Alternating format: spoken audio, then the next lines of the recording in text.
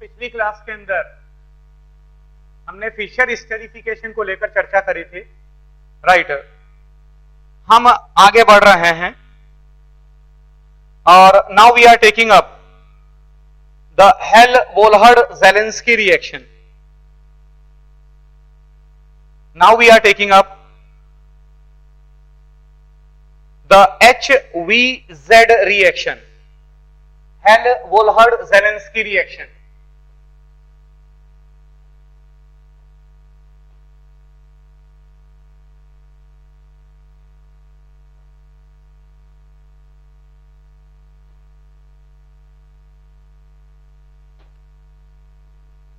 Zelensky reaction, right, जिसको आप कहते हैं HVZ।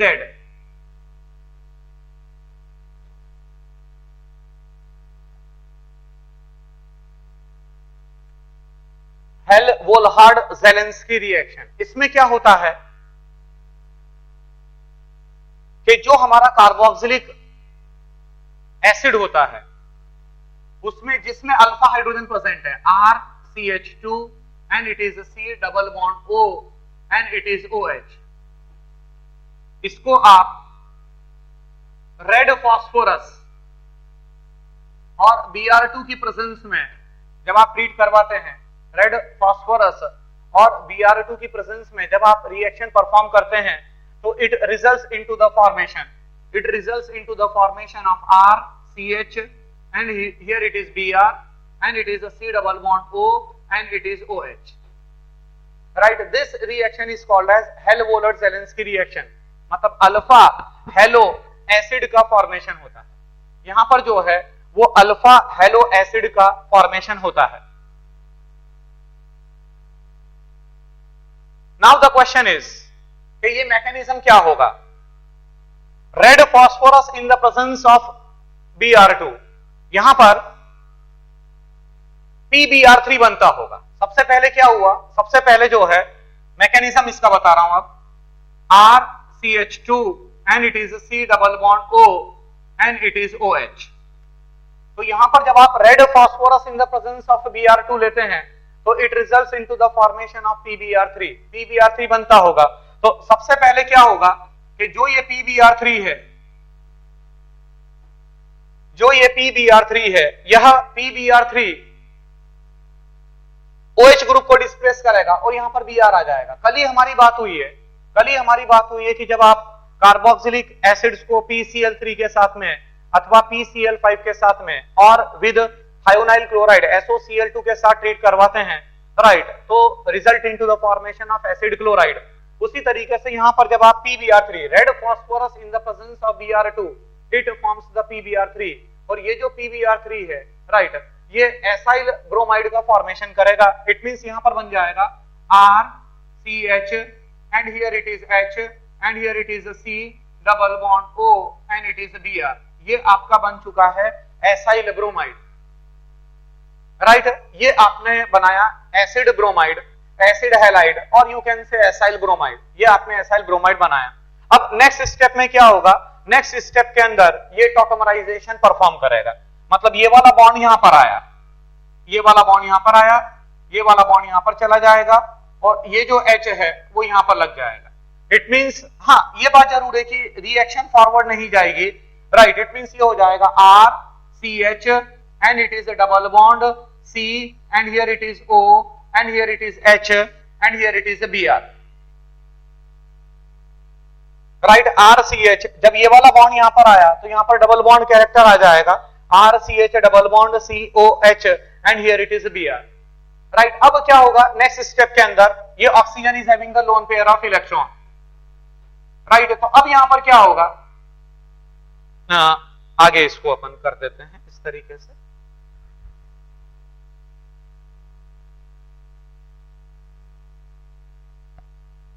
अब ब्रोमीन का जो मॉलिक्यूल है, राइट, उसका एडिशन होगा किस तरीके से, ये वाला बॉन्ड यहां पर गया, राइट, और ये वाला बॉन्ड यहां पर आएगा और ये Br नेगेटिव फॉर्म में निकल जाएगा, राइट। जब ये वाला लोन पेयर यहां पर आया तो ये वाला बॉन्ड यहां पर आ गया और यहां से Br नेगेटिव फॉर्म में निकल गया, राइट। इस तरह की रिएक्शन आप पहले भी पढ़ चुके हैं। इस तरह की रिएक्शन कोई आपके लिए बहुत नई नहीं है, it's not new for you people, right. यहां पर जो है अब क्या हो जाएगा, it is RCH and here it is a Br and it is a single bond C double bond O and here it is H with oxygen only one pair of electron and the oxygen becomes a positive charge and here it is a Br, right। अब यहां से ये H positive loss होगा, minus of H positive and minus of H positive, it results into the formation of RCH Br and here it is a C double bond O and here it is Br, check कर लीजिएगा, right. Minus of H positive मतलब ये जो Br negative निकला है वो Br negative इस H positive को न्यूट्रलाइज करेगा, मतलब माइनस ऑफ HBr हो चुका है, राइट। और ये हो गया, और अल्टीमेटली क्या है, लास्ट स्टेप के अंदर आप जो है RCH2 and it is a C double bond O and it is OH के साथ ट्रीट करवाते हैं, तो it results into the formation of RCH and here it is a Br and here it is a C double bond O and it is OH, right. ये आपको मिल जाता है, ठीक। या फिर आप इसका हाइड्रोलिसिस परफॉर्म करें, या तो ये आप लें या तो आप ये लीजिए, राइट। या फिर और आप वाटर लगा दीजिए, तो जैसे ही आप वाटर को लगाते हैं, राइट, वाटर को लगाएंगे तो it results into the formation of RCHBr and it is C double bond OH. So this is your Hell-Volhard-Zelinsky reaction.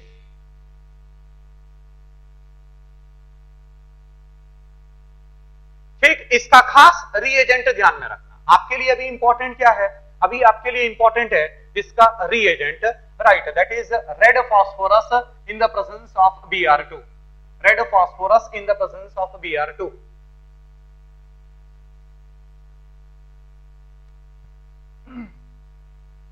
Right. अगला मैं ले रहा हूं, it is the Hunsdiecker reaction, heading दीजिएगा,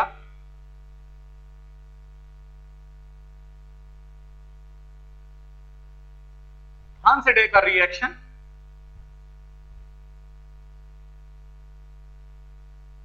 और ब्रैकेट में लिख लीजिएगा हंस-डेकर रिएक्शन, और ब्रैकेट में लिखेंगे ब्रोमिनेटिव डीकार्बोक्सिलेशन,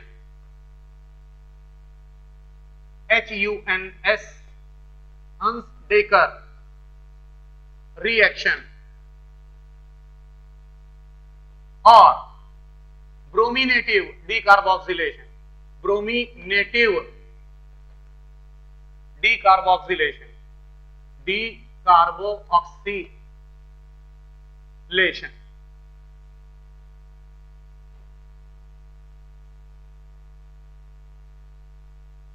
राइट। इसमें क्या है कि जब आप कोई कार्बोक्सिलिक एसिड लेते हैं, अगेन आपने कार्बोक्सिलिक एसिड लिया RCH2 and it is a C double bond O and it is OH, जब आपने इसको सिल्वर ऑक्साइड के साथ ट्रीट करवाया तो it results into the formation of the silver salt, ये सिल्वर सॉल्ट का फॉर्मेशन करेगा, इट मींस ये हो जाएगा RCH2 and it is a C double bond O and it is O negative and it is Ag positive, RCH2 C double bond O, O negative Ag positive, right. और उसके बाद जब आप इसको Br2 के साथ ट्रीट करवाते हैं in the presence of carbon tetrachloride, in the presence of carbon tetrachloride, it results into the formation of RCH2Br plus AgBr plus AgBr, जो कि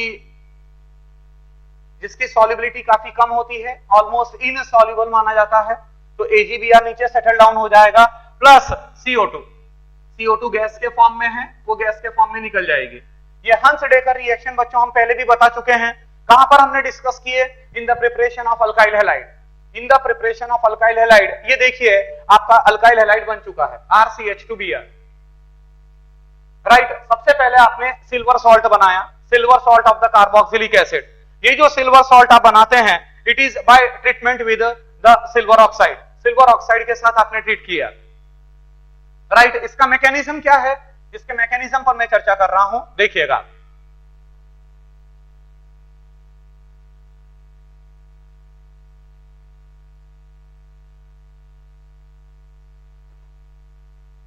मैकेनिज्म, सबसे पहले RCH2 and it is C double bond O and it is OAG, right, ये तो बन चुका था, right. उसके बाद क्या होगा, प्लस अब आपने इसको Br के साथ ट्रीट करवाया, Br, it results into the formation of RCH2 and it is a C double bond O and it is OBr plus AgBr, right, RCH2 C double bond O OBr, right, जिसको आप कहते हैं acyl bromide, इसको कहा जाता है acyl bromide,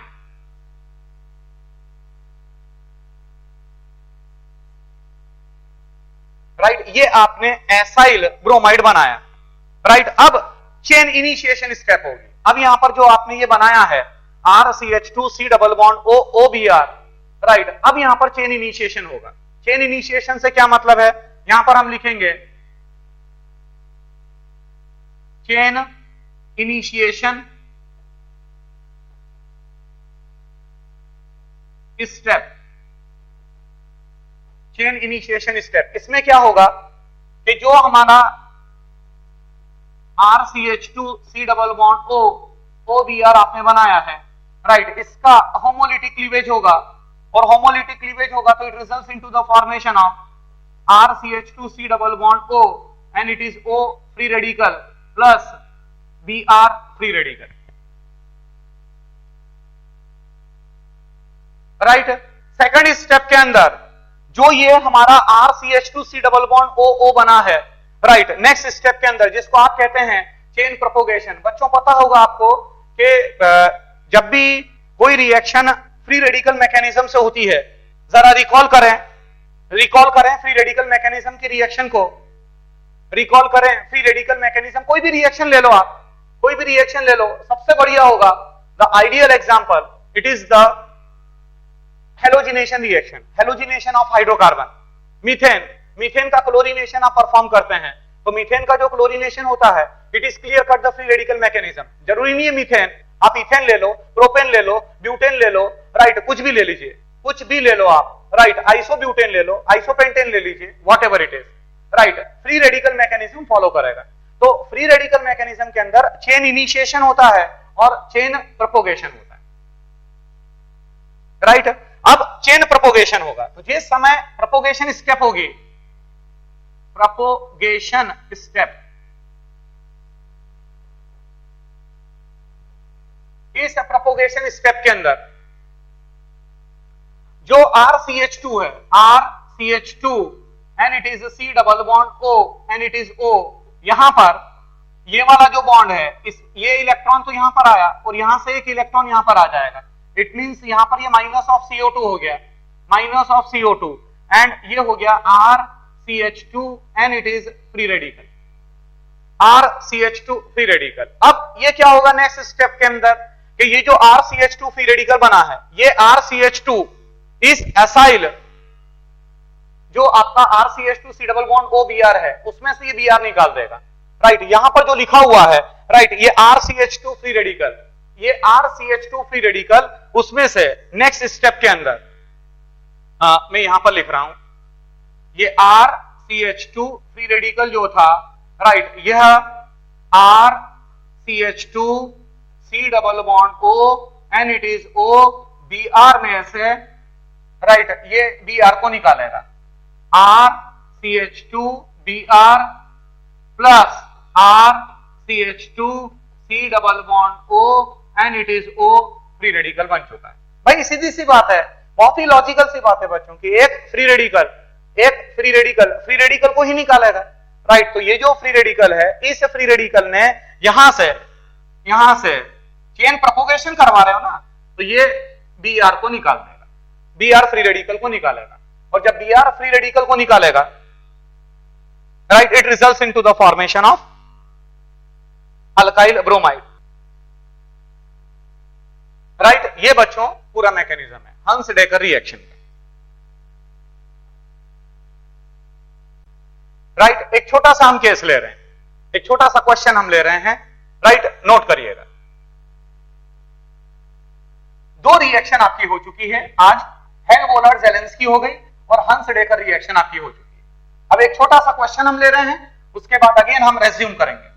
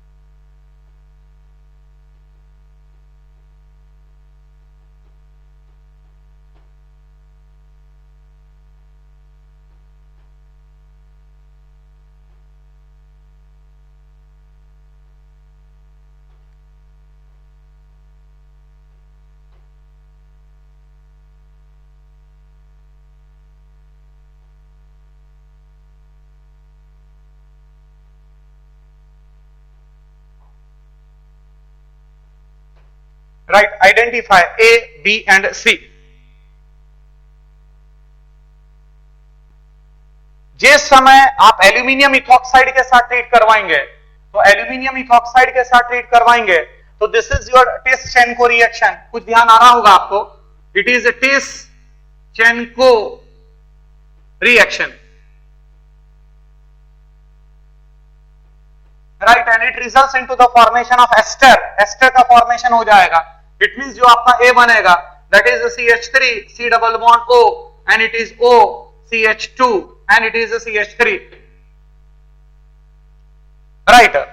यहां पर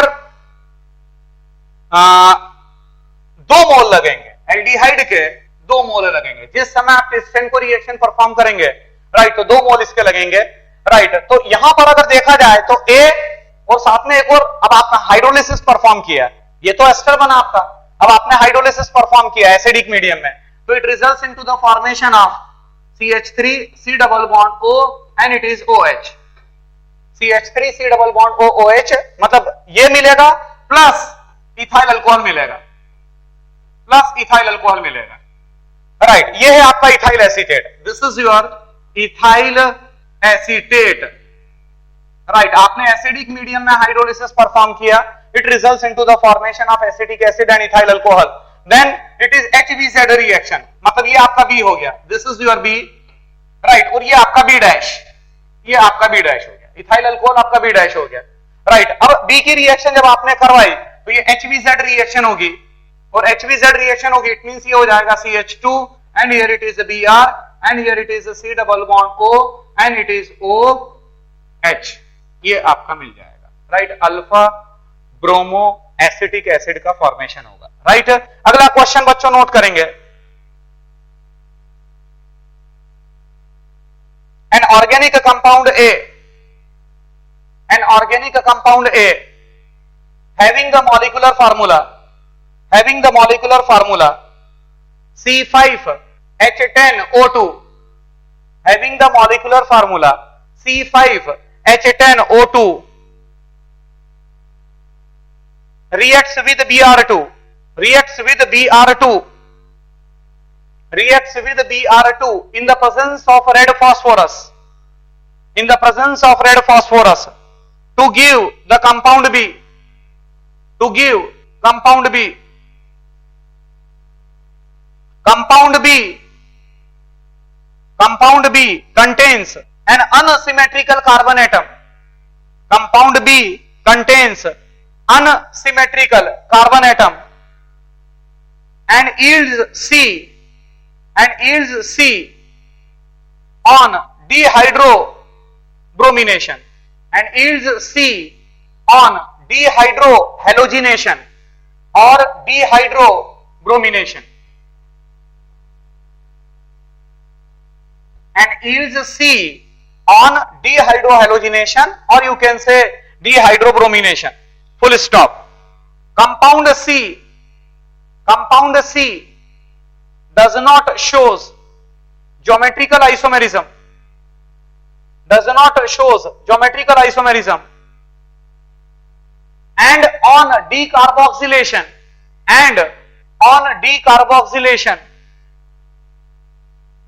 it gives an alkene D,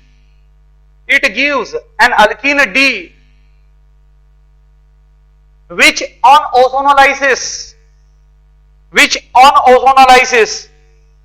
gives E and F, which on ozonolysis gives E and F, full stop. Compound E gives positive Schiff's test, compound E gives positive Schiff's test, but F does not, give the structures of A to F in the given question,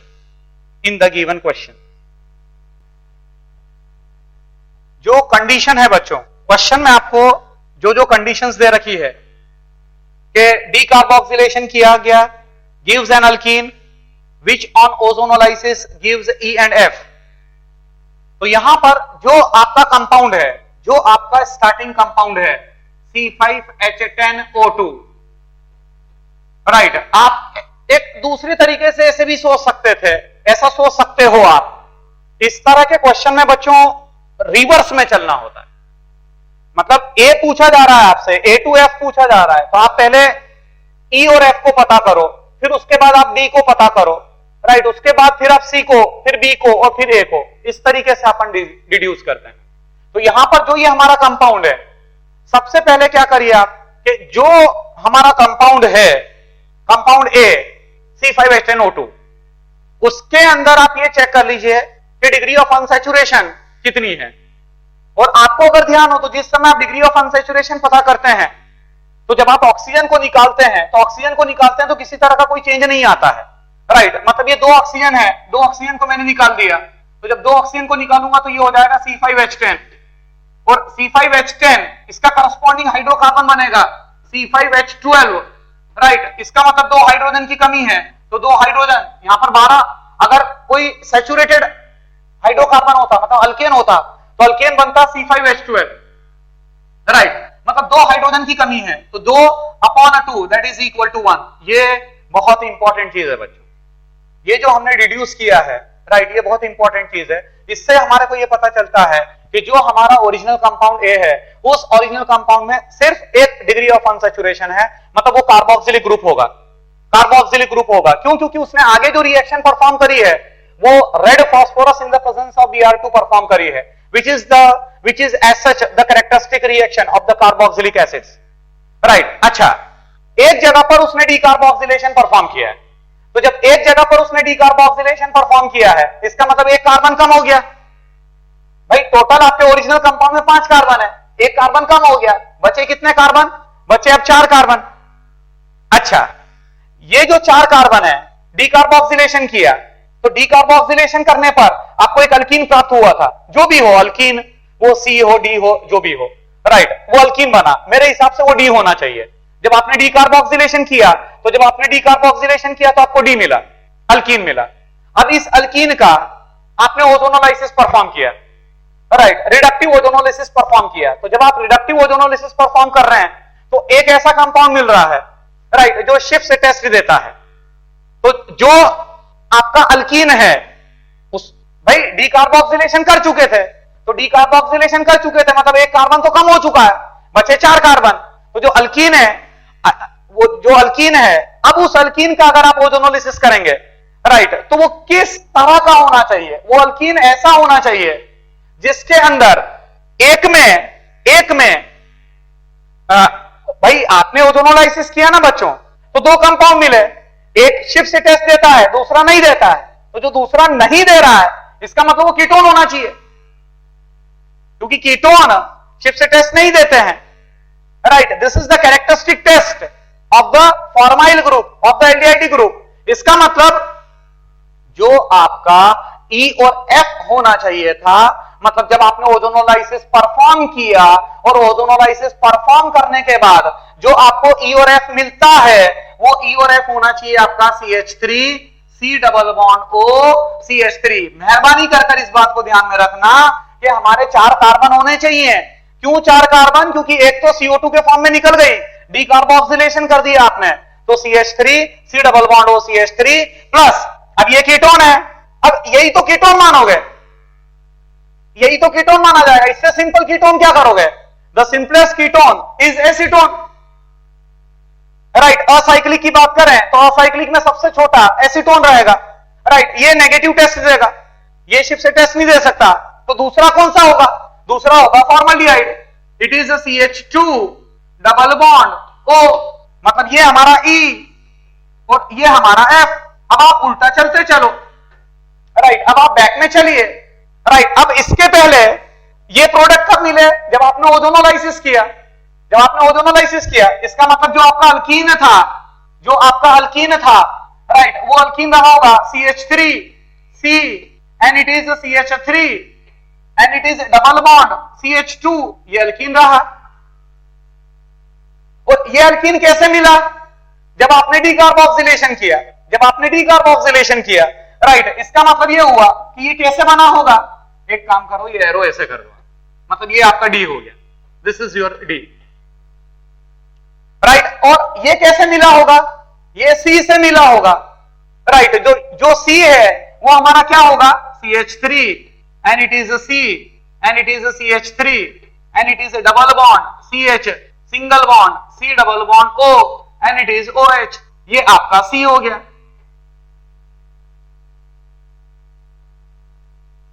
समझ में आई ना बात आपको। और ये जब आपने decarboxylation किया इसका, तो ये माइनस ऑफ CO2 हो गया, माइनस ऑफ CO2, तो ये मिल गया आपको।